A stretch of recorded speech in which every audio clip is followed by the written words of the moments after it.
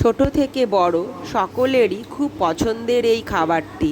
এই খাবারের নাম আমি দিয়েছি ম্যাগি কদম। সবাই খুব পছন্দ করবে। Hello everyone, welcome my channel. এই রেসিপিটা বানানোর জন্য আমি ছোট সাইজের দুটো ম্যাগি নিয়েছি, দুটো ডিম নিয়েছি। প্রথমে আমি ম্যাগি দুটোকে কেটে জলে সেদ্ধ করে নেব। দুটো আমার কাটা হয়ে গেছে, আমি ঢেলে নিলাম একটা বাটির মধ্যে। দুটো ম্যাগি নিয়ে নিলাম। ম্যাগি মশলাগুলোকে আলাদা করে তুলে রাখি। এবার আমি জলের মধ্যে সেদ্ধ বসিয়ে দেব। কড়াইতে জল দিয়ে আমি গরম করতে দিয়ে দিয়েছি। জলটা ফুটে গেছে, এর মধ্যে আমি ম্যাগি দুটোকে দিয়ে দিলাম। ম্যাগি দুটোকে ভালো করে সেদ্ধ করে নিতে হবে। ডিমটাকে এমন করে ফাটাতে হবে যাতে কুসুমটা গোটা থাকে, কুসুমটা যাতে কোনো রকমভাবে ভেঙে না যায়। কুসুমটা আমি এর মধ্যেই রেখে দেব, গোটা কুসুমটা। এই সাদা অংশটা এর মধ্যেই ঢেলে দিলাম। দুটো ডিমই এইভাবে করে নেব। কুসুমটা আমার ভেতরে রয়ে গেল, এইভাবে কুসুমটা আমি রেখে দেব।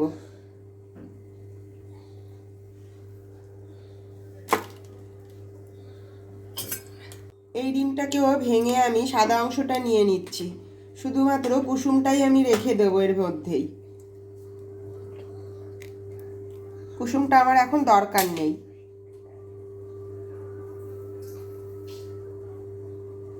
রয়ে গেল কুসুম দুটো। এটাও প্রায় সেদ্ধ হয়ে গেছে।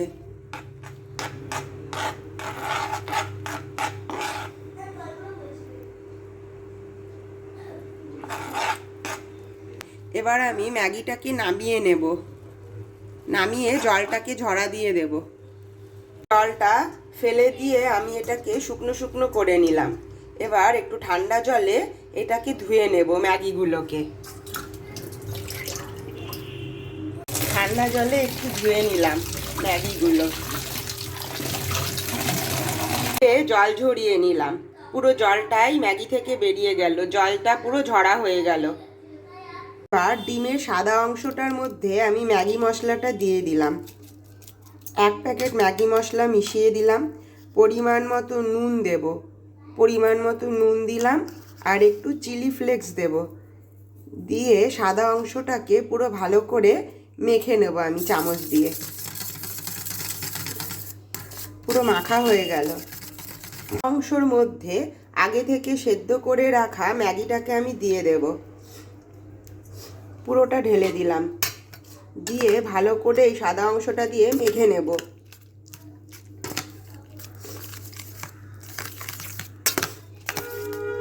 পুরো মাখা হয়ে গেল। পুরো ম্যাগিগুলোর মধ্যেই যাতে মিশে যায়, কোনোটা যাতে বাদ না হয়, এপিট ওপিট করে ভালো করে মাখিয়ে নেব। মাখাটাও প্রায় হয়ে গেল। এইভাবে রেখে দিচ্ছি এটা। আমি কড়াইটা গরম করে এর মধ্যে আমি সাদা তেল একটু দিয়ে দেব। দিয়ে পুরোটা ঘুরিয়ে নেব। এটা ফ্রাই করব। তেল গরম হয়ে গেছে, এর মধ্যে আমি একটা অর্ধেক ম্যাগিটা দিয়ে দেব।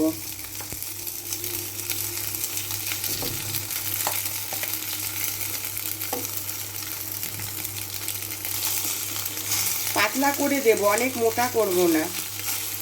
করে মাঝখানটা এরকমভাবে ফাঁকা করব। এইভাবে আর একটাও এই পাশে দিয়ে দেব, গোল গোল করে মাঝখানটা এরকমভাবে ফাঁকা করে দেব।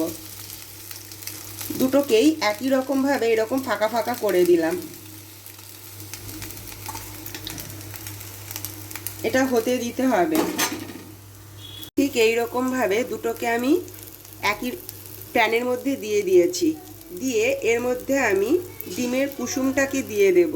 আগে থেকে ফাটিয়ে রাখা যে কুসুমটা ছিল, দুটোর মধ্যেই আমি একই রকমভাবেই কুসুম দুটোকে দিয়ে দেব। ঠিক এইভাবে দিয়ে দিলাম দুটো কুসুমকেই। দেখতে কিন্তু এই রকম লাগছে। এইটাকে কিছুক্ষণ হতে দিতে হবে, তারপরে উল্টে ভেজে নিতে হবে। ঠিক এইভাবে কুসুমটা হওয়ার জন্য 2-3 মিনিটের জন্য ঢাকা চাপা দিয়ে রেখে দেব। আঁচটা কিন্তু একদম সিম আছে দেওয়া থাকবে, নাহলে তলা দিয়ে লেগে যাবে। ঢাকাটা খুলে দেখি, প্রায় হয়ে গেছে। এবারে একে উল্টে দেব। উল্টানোর আগে এর মধ্যে হালকা করে গোলমরিচ গুঁড়ো দিয়ে দিলাম। এটা আমি উল্টে দেব।